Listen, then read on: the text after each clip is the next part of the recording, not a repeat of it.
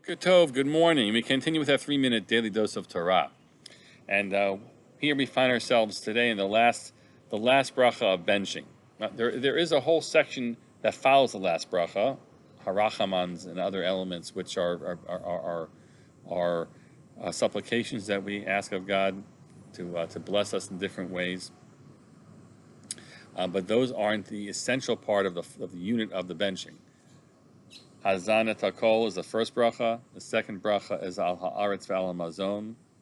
The third bracha ends with Bonei Yerushalayim. And now the fourth bracha. The fourth bracha begins with Baruch, like the first one does. And it's a lengthy bracha. And it's referred to as the bracha of Hatov, Hatova HaMeitiv. Says the Gemara.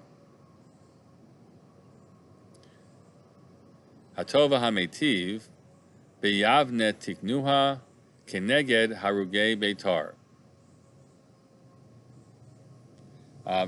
That bracha was established in Yavne as in relation to those who had been slaughtered at Beitar. What is that? Slaughtered at Beitar. The slaughter at Beitar was a horrible end, really, to the rebellion against Rome. Bar Kokhba's rebellion was put down in a bloody, awful slaughter of Jews at Beitar. So what bracha are we talking about? We say Hatova HaMeitiv, that God is good and does good. That's what the bracha says. It's a beautiful bracha, right? But what does that do with Harugei Beitar? Amar of Nachman, Oto Hayom Shnitnu Harugei Beitar L'Kivura. On that day, when they were finally allowed to be buried, and that's actually Tuba of our discussions of last week, when finally the Jews were enabled, of Beitar who'd been slaughtered, were enabled to be buried, and that was after, I believe, more than a year of negotiations. They came to bury the dead. If you wait a year to bury the dead in a hot environment like Israel, you're not going to find dead bodies that you can even, I mean, it's going to be awful, right? The nature of those corpses will just be awful, right? But they came to do so, and they decided that it was a cause for a bracha. Tiknu b'yavne hatov ha'metiv. Why? Hatov shelo hisrichu ha'metiv shetiknu shenitnu l'kvura.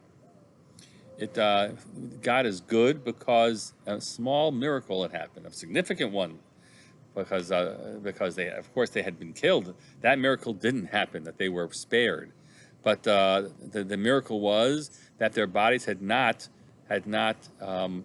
completely decayed.